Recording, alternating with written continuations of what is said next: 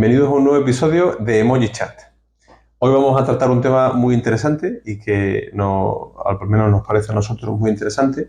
Y el tema de hoy se llama o se conoce como la comunicación emocional. Pero como siempre, antes de empezar, os voy a dar la cita del día. La cita de hoy es de Stephen Covey, que es el autor del libro de 7 hábitos para la gente altamente eficiente. Y relevante al tema del que vamos a tratar hoy, Stephen Covey dice lo siguiente, esta es la cita: busca primero entender, luego ser entendido.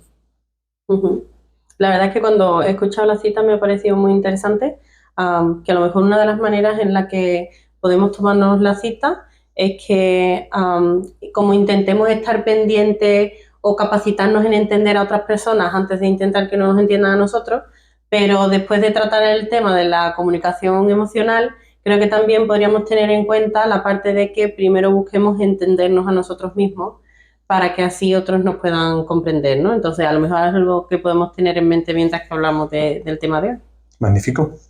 Entonces, me gustaría, para empezar, y tiene que ver con lo que una de nuestras suscriptoras ha preguntado en el canal de YouTube, de cómo conectamos nosotros con nosotros mismos. Ella preguntaba, ¿cómo puedo conectar conmigo mismo o cómo puedo reconocer aquellas cosas que me dan miedo o aquellas cosas que necesito conocer de mí mismo?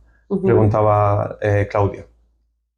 Entonces, la verdad es que eso sería un tema de mucho trabajo, pero nos gustaría hacerlo, al menos introducir algo hoy, pero sobre todo introducir en una serie de 3 episodios que vamos a hacer relacionados con la comunicación emocional, empezando con donde vamos a definir en qué consiste la comunicación emocional, pero tiene mucho que ver con lo que tú has dicho antes, Sandra, desde mi punto de vista, porque y relacionado con la cita de Stephen Covey. Hablando de tenemos que buscar entender, y tú decías que es bueno entenderse a uno mismo. Entonces, la pregunta que yo le devuelvo a Claudia y al resto de la audiencia, si se siente aludida, es la siguiente. ¿Cuánto tiempo pasáis con vosotros mismos? Porque a fin de cuentas uno tiene que evaluar que tú y yo nos conocemos, por ejemplo, porque llevamos pues 20 años juntos. Y hay un montón de cosas de esa comunicación emocional, y ahora vamos a entrar en el tema de la definición de comunicación emocional, que no es necesario que se verbalicen. De hecho, tú eres como medio bruja conmigo. Hay veces que no hace falta que yo diga nada cuando tú ya me estás entendiendo sin necesidad de que yo me explique. No sé si... Y de hecho nos pasa con nuestros seres queridos, ya sean esposos o hijos o incluso nuestros padres, nada más que hace falta que tú le veas un gesto para que sepan más o menos lo que está pasando o cualquier cosa, ¿no? Y tú ya te das cuenta y como que eres capaz de ver lo que está en su mente, ¿no? Y es porque hay más cosas dentro de la comunicación, siempre pensamos en la manera de comunicarnos hablada, pero vamos a ver que hay muchas maneras de comunicarse, ¿no? Y eso es algo que con las personas cercanas pasa y no nos vamos dando cuenta. Así es. Así que la pregunta que le devuelvo a Claudia para el día de hoy es: ¿cuánto tiempo pasas contigo misma? Y ahí es donde realmente uno tiene que entender que ahí es donde llegamos a conocerlo. Y tiene muchísimo que ver con la comunicación emocional. Es decir, la comunicación emocional para mí es el concepto donde se define de qué manera nosotros podemos conectar, tanto si es con una audiencia, si es con nosotros mismos o hacia donde se dirige la comunicación, al nivel correcto neuronal o al nivel correcto de nuestras capacidades neuronales. En este caso, al nivel de la emoción, donde están los valores. Y creo que una de las cosas que a mí me ayuda a entenderlo es el concepto que Mehraban, un psicólogo, cómo definió él de qué manera se distribuye estadísticamente la comunicación. Entonces, nosotros normalmente cuando pensamos en comunicación, bueno, no sé, te pregunto a ti, cuando tú piensas en comunicación, ¿qué es lo primero que se te viene a la cabeza? Yo, de normal, comunicación es la manera hablada, es lo primero que se te viene a la cabeza, ¿no? Cuando quieres comunicarte con alguien, o lo primero que pienso, si quiero hacer saber cómo me siento, cosas así, lo que voy a hacer es hablar con alguien. Ya sea o por escrito, o por teléfono, o por audio, o sea, pero normalmente tiene que ver... Es lo primero que se viene a la cabeza, ¿no? Eso Cuando es. hablas de comunicación. Es verdad que hay muchas maneras de comunicar. Nosotros sabemos de muchas de ellas, ¿verdad? Porque hay personas que se comunican con lenguaje de signos, porque tienen, ¿no? A lo mejor no la posibilidad de comunicarse habladamente. Sabemos también, en nuestro caso, es que te puedes comunicar por pictogramas, ¿no? Que son estas imágenes que puedes usar para comunicarte para aquellos que no tienen desarrollado una comunicación verbal, ¿no? Pero es verdad que en un ambiente en el que no haya esos casos que hace falta una comunicación especial porque no existe la verbal, y cuando yo pienso en comunicarme con otra persona, lo que pienso es eso, en hablar con otra persona. En hablar, correcto, exacto. Eso es. O sea, el hablar, la comunicación verbal, que se puede manifestar de muchas formas, como hemos dicho. Pues resulta que estadísticamente solamente un 7% del mensaje se transmite de forma con el lenguaje verbal. El restante tiene que ver con el entorno y con el lenguaje corporal, es decir, con el lenguaje no verbal. Fijaos, le damos casi el 100% de valor a un 7% de ese lenguaje. Entonces, eso es a nivel un poco más conceptual, técnico. Pero yo voy a compartir mi experiencia personal, donde empecé a descubrir el concepto de comunicación emocional. No sé si algún autor antes que yo ha usado esa expresión de comunicación emocional, lo ignoro porque no he leído toda la literatura existente en la psicología ni en la inteligencia emocional, pero es un concepto que me vino muy de cerca en una experiencia muy, muy intensa, muy cercana.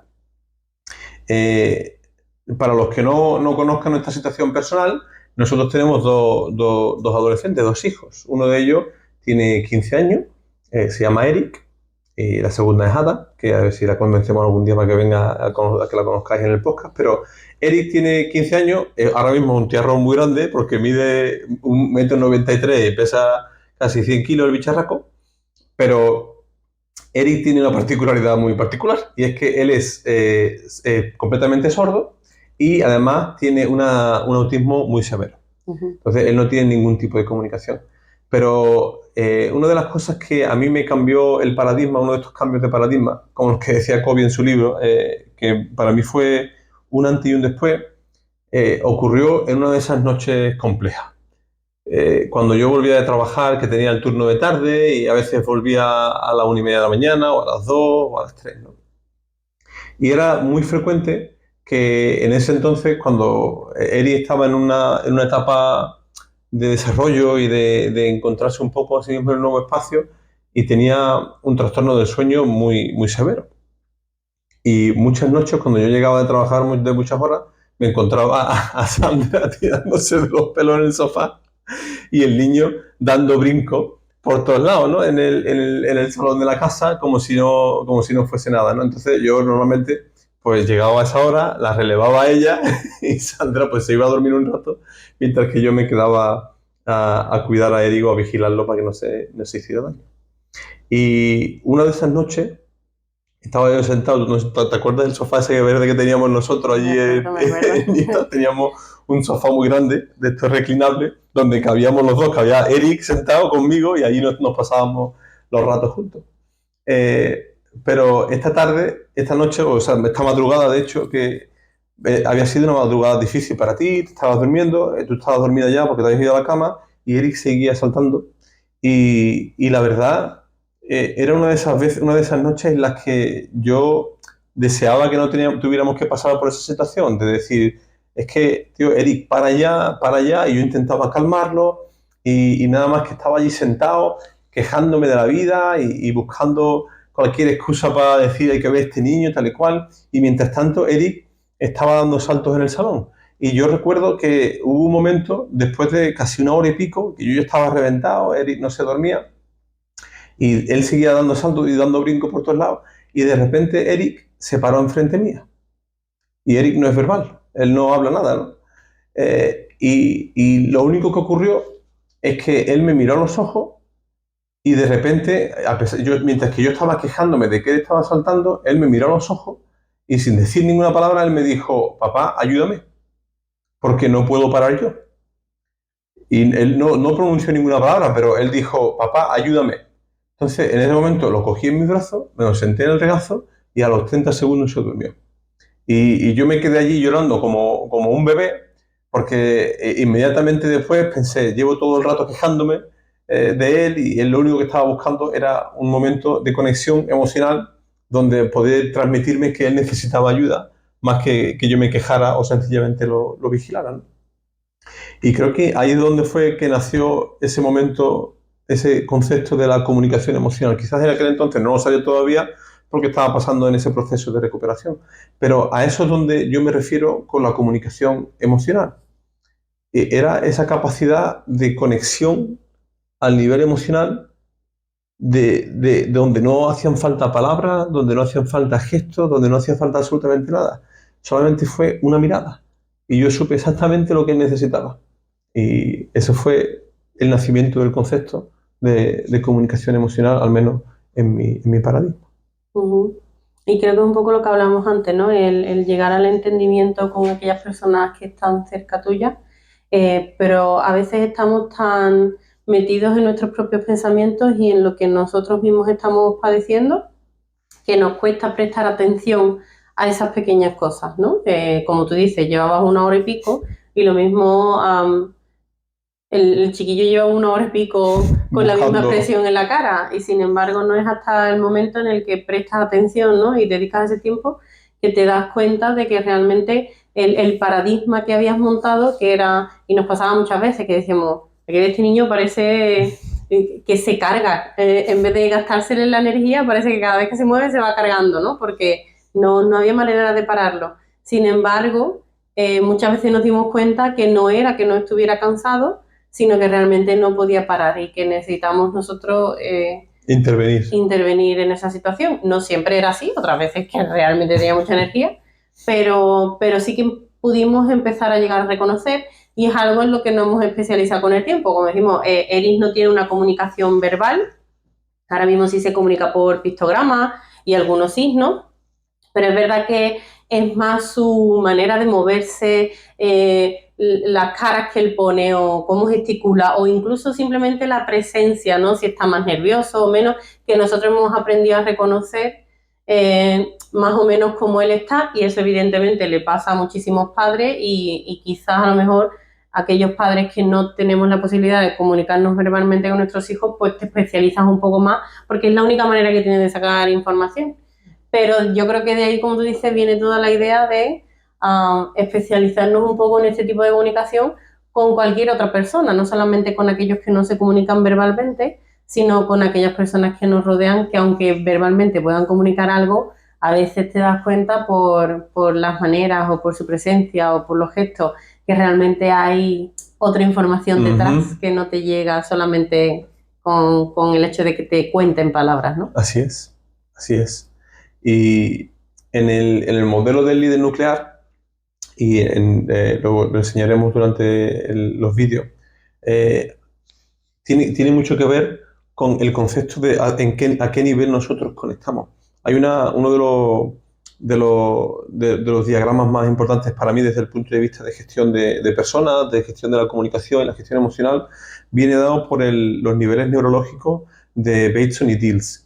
Y son como considerados como los padres, bueno, uno de los padres de la programación neurolingüística, ¿no?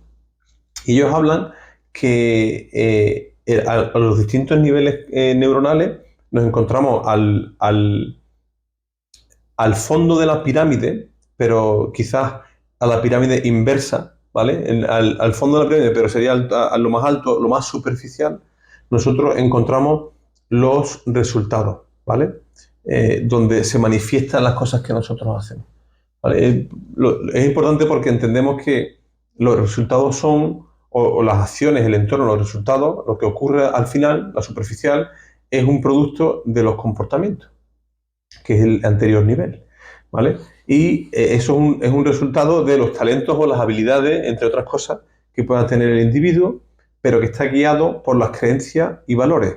Y al mismo tiempo, que es a donde está, al fondo de la pirámide invertida, está la identidad, ¿vale? Entonces, donde yo creo, y es lo que enseño en el modelo del líder nuclear, donde yo creo que realmente el empresario, la empresa, o una pareja, o unos amigos, o el padre y la madre, y sus hijos, cualquier tipo de relación, nosotros tenemos que buscar ese elemento donde conectemos con la identidad de la persona, en esa parte interna de la conexión. De manera que para mí ya no es necesario evaluar si la persona tiene valor para mí o no, porque ya he conectado a esa identidad, no tengo necesidad de cambiar nada de la identidad de esa persona. Quizás tengamos que moldear los comportamientos o añadir talentos y habilidades o no gestionar el entorno y los resultados hacia algo estratégico si eres una empresa o una familia con las metas que tengamos, pero donde hay que conectar realmente es en ese nivel de identidad.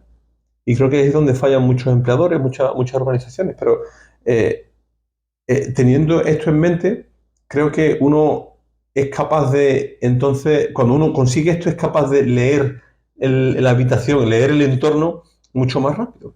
Y eso es muy importante.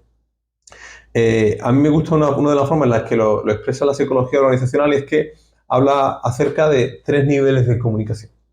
¿Vale? Y ahora tú me dices qué opinas acerca de esos 3 niveles y si realmente tiene sentido aplicarlo en todos los entornos. Pero el primer nivel de comunicación, ¿vale? O la comunicación primaria es aquella comunicación expresada, ¿vale? Es decir, aquella comunicación verbal, tanto si es escrita como lo que sea, ¿no?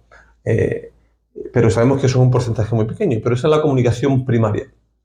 Después está lo que se conoce como la comunicación secundaria.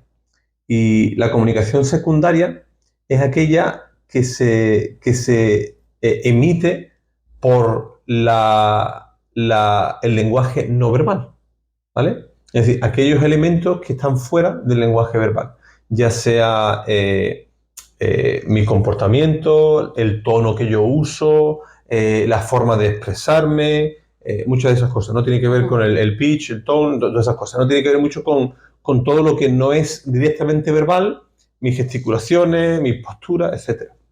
Esa es la comunicación secundaria. Y la comunicación terciaria es aquella que ocurre o que se transmite desde el entorno. Es decir, imagínate que nosotros, por ejemplo, bueno, que de hecho nosotros hemos trabajado por crear un entorno acogedor en el podcast porque queremos comunicar un entorno acogedor hacia nuestra audiencia. Pero imagínate que yo soy un manager de una empresa y tú vienes a mi oficina y vienes buscando ayuda porque necesitas ayuda en cualquier entorno, no sé, cualquier cosa, ¿no? Ha surgido un problema, necesitas escalarlo, necesitas ayuda y que te guíe. Y esa ayuda tiene que ver, por ejemplo, con solucionar un problema de donde ha habido, no sé, pues un conflicto con un compañero. Entonces tú vienes a llamar a mi puerta, tal y cual, me intervienes y tú empiezas a buscar atención. Y yo te digo, sí, estoy atento.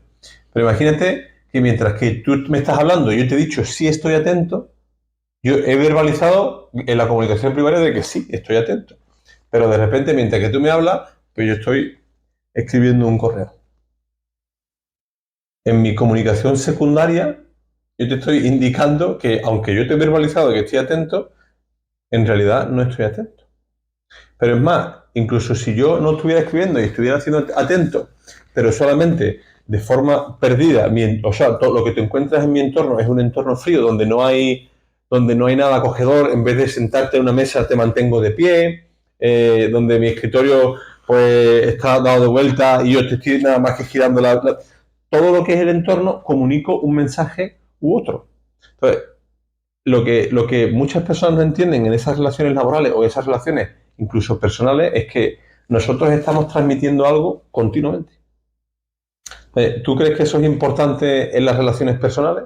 Porque a lo mejor en el entorno laboral es mucho más fácil identificarlo. Pues si yo quiero crear una organización ágil, pues no pongo un espacio abierto donde hay pizarras de colaboración, entonces creo un entorno que se facilite esos procesos. Y a lo mejor es más fácil entenderlo, aunque no todos los líderes lo aplican correctamente. Pero, ¿cómo crees tú que eso se debería aplicar o en tu experiencia debería aplicarse en el entorno personal? Bueno, en el entorno personal creo que está la característica de que a veces cuando hay tanta confianza, uno no intenta... Confianza de asco. Exacto. Entonces, cuando estás en un ambiente laboral o como tú dices, vas por primera vez a una entrevista, es como que intentas que se combinen todas esas cosas pues para que parezca o dar la mejor impresión. El problema es que cuando ya estás con alguien con quien tienes confianza ya como que da igual todo, ¿no? Pero después pasa que a lo mejor hay no discusiones, pero puede haber conversaciones de sentimientos, a lo mejor hablando, por ejemplo, de la pareja, ¿no? en el que cada persona perciba una cosa y a lo mejor es porque una persona está prestando más atención, en vez de a la parte comunicativa verbal, pues a esa presencia, a esos gestos en el que tú dices, es que no, por ejemplo, que diga, es que no me estás prestando atención o no me dedicas tiempo. Y dices tú, ¿cómo que no? Si todos los días estoy ahí, sí, pero estás ahí, a lo mejor estás con el teléfono en la mano, o estás ahí, estás hablando con otra persona, o estás ahí o estás en la videoconsola. Entonces, cada uno está percibiendo una Eso cosa. recientemente me tuviste que echar la bronca varias veces porque estaba yo con el teléfono del Exacto, trabajo que yo continuamente. creo que es algo que hoy en día pasa a todo el mundo, ¿no? Pero es eso, el hecho de que cada uno percibe y es porque estás teniendo en cuenta muchas más cosas del ámbito de la red y no solamente esa parte comunicativa, que es como alguien, ¿no? Alguien te puede decir, te quiero mucho y a la misma vez te está pegando un cocorrón y dices tú, no me encajan, o sea, me estás comunicando dos cosas opuestas. Y creo, fíjate, que como padres es donde más se puede dar. A veces comunicamos verbalmente a nuestros hijos una cosa cuando realmente nuestra presencia, nuestra manera está diciendo lo contrario. Y eso muchas veces a los niños les descoloca porque es un poco difícil de asimilar, ¿no? Entonces, en el hogar creo que hay que estar muy pendiente o con las relaciones más cercanas, ¿no? Hay que estar pendiente de que seamos congruentes en todos nuestros medios comunicativos porque solamente con la parte verbal no es suficiente, ¿no? Me parece magnífico porque has tocado dos puntos súper clave. El primero que me gustaría mencionar es que has hablado acerca de la honestidad. Es decir, es más fácil ser ficticio, ¿no? O crear una persona externa, una imagen externa distinta en el entorno laboral porque buscamos crear una impresión, pero creo que uno de los consejos que yo daría a la gente es que no es necesario hacer eso. O sea, tú no puedes ser una persona distinta en el entorno laboral, tú eres tú. Entonces, es súper importante para el éxito laboral ser honesto con uno mismo. Para eso, como Claudia preguntaba, hay que conocerse uno mismo primero y saber dónde están nuestros talentos, dónde están nuestras debilidades, las cosas a mejorar y pasar ese tiempo con nosotros, conocernos.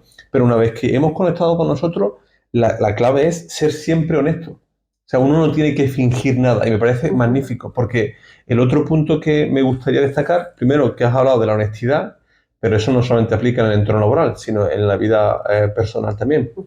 Pero el otro tema es la incongruencia. Y yo a eso lo llamo en mi libro disonancia emocional. ¿Y qué quiero decir con esto? Y es que es lo que tú dices. Yo en algunos talleres, cuando le preguntaba a los padres o cuando trato de explicar esto, yo le pregunto si alguien es padre o madre y te pregunto a ti, ¿no? Por ejemplo, tú por tus hijos, ¿qué no darías? ¿Y cuál sería tu respuesta? Lo que sea, daría lo que sea. Mi vida, lo que sea, el mundo, ¿cierto? Y es una reacción natural, positiva, buena, que sí, está bien, pero ese es el entorno en el que nos movemos. Nosotros somos capaces de darlo absolutamente todo por nuestro hijo. Pero cuando el niño se pone a jugar en el salón con la pelotita y le va a dar al televisor que acabamos de comprar de 1.500 euros, ¡lo mato! ¡Lo mato al niño! ¿Sí o no?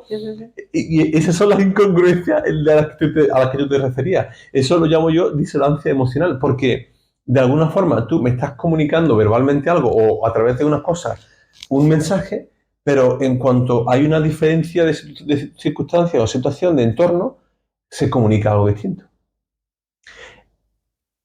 Eso es peligroso, porque en realidad lo que nosotros verbalizamos solo representa un 7% del mensaje que transmitimos. El resto es lo que se queda. Y como padre es súper importante, porque como los niños pequeños se quedan con todo esto continuamente. Y ahí es donde vienen la mayoría de los traumas futuros de la edad adulta, donde el padre, evidentemente, con toda la buena intención y con las deficiencias que tenemos todos como padres, buscamos hacer lo mejor posible, pero de alguna forma reaccionamos incorrectamente a situaciones que deberíamos tratar desde el punto de vista que hablamos de esa comunicación emocional. Y es algo que en el día a día nos pasa a todos. Como tú dices, nadie es perfecto, ¿no? Y uno como padre va aprendiendo con el tiempo.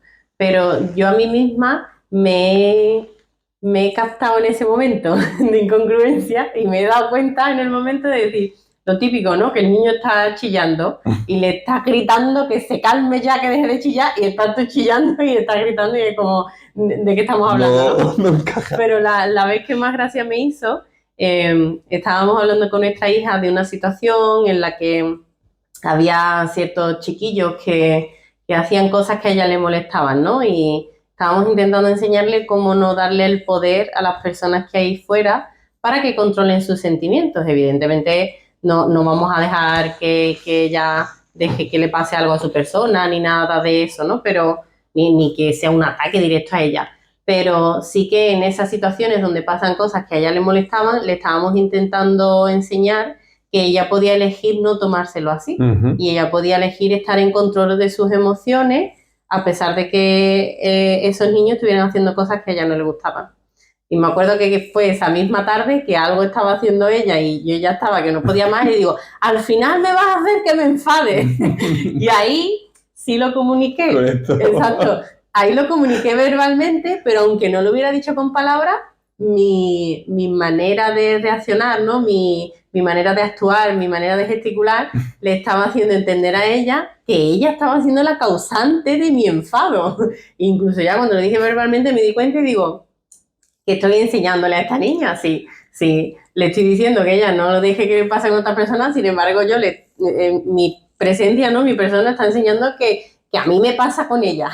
Y ahí me di cuenta y entonces me acerqué a ella y le dije, la verdad es que lo he hecho mal porque esto no es así, tú no puedes hacer que yo me enfade, me he equivocado, perdóname. Y la verdad es que me ha pasado varias veces que a mí misma me he encontrado que estaba justo en ese momento, ¿no? Y es bueno rectificar después, pero nos pasa, es algo que nos pasa, que no podemos evitar que pase, pero sí que es bueno una vez que somos conscientes de que eso ocurre, de gastarnos en ese momento y decir, uy, me está pasando, ¿no? Quizás y no podemos, podemos rectificar, quizás no podemos en ese momento de reacción, pero es bueno entrenarnos para que en un futuro eso vaya disminuyendo más. Exacto. y si es Con el posible tiempo, que desaparezca, ¿no? Exacto, con el tiempo sí, porque ya te vas dando cuenta y llega el momento en el que no pasa, ¿no? Pero a veces es verdad que te coges desprevenido. Sí, te la sale reacción. modo reactivo y ya después dices tú, ostras, y además vas entrenando eso, muchas veces incluso puedes prever antes de que pase el modo reactivo que está viniendo. Lo ves venir, Entonces como, bueno, espérate, que voy a empezar a comunicar dos cosas diferentes porque mi persona y lo que voy a decir no tiene nada que ver una cosa con otra. Así es. Así que, bueno, yo creo que en este episodio de comunicación emocional hemos tratado varias cosas interesantes. Haciendo un poquito de resumen, esa experiencia de Eric, donde ahí nació ese concepto de la comunicación emocional, donde realmente no es necesario ningún tipo de palabra. Hay veces que ahí es donde uno conecta realmente con la persona y el éxito de cualquier tipo de relación, relación laboral, relación personal, relación amorosa, relación amistosa, cualquier tipo de relación personal, para mí el éxito consiste en nuestra capacidad de conectar con el individuo en lo que realmente es, en su identidad, independientemente de todo lo exterior, ¿no? Eso para mí fue una experiencia muy intensa que desgraciadamente mi lenguaje interno arruinó, porque en lugar de disfrutar de ese momento de conexión emocional con mi hijo dormido, me sentí culpable. Entré en la culpabilidad, pero otro día hablaremos, en el siguiente episodio hablaremos un poquito de ese lenguaje interno, ese diálogo interno de la comunicación emocional. Pero hemos hablado todos hablado acerca de la honestidad, ¿no? De que uno no tiene por qué crear una persona distinta a la que es en ningún tipo de faceta de su vida, laboral o no laboral. Debemos presentarnos al mundo por lo que somos, ¿no? Evidentemente con los protocolos y filtros que corresponden, porque yo no me comporto igual con mi esposa que con mi amigo, que con mi padre, que con mi cuñada, que nosotros es cierto que tenemos ciertos límites, ¿no? Porque compartimos unas relaciones distintas, pero yo soy siempre yo. Además, yo soy bastante transparente, tú siempre me lees como un libro abierto. Y hemos hablado de la honestidad y hemos hablado de la disonancia emocional, es decir, cuando no somos constantes en nuestro mensaje, verbal o no verbal, se rompe esa conexión con nuestra audiencia. Creo que eso es súper importante para los líderes de las empresas. Cualquier tipo de líder, cualquier tipo de manager, y en nuestras relaciones como de autoridad, como padre a hijo, por ejemplo, es importantísimo que si estamos comunicando algo, una estrategia, esa estrategia tiene que manifestarse en todos los niveles de conexión de la empresa. Cualquier punto de conexión, cualquier punto de contacto con nuestros empleados debe manifestar ese mismo mensaje. Cultura. Pues creo que eso es un poquito el resumen de lo que hemos visto hoy como primer episodio e introducción de la comunicación emocional. Así que muchas gracias por acompañarnos. Hasta luego. Chao.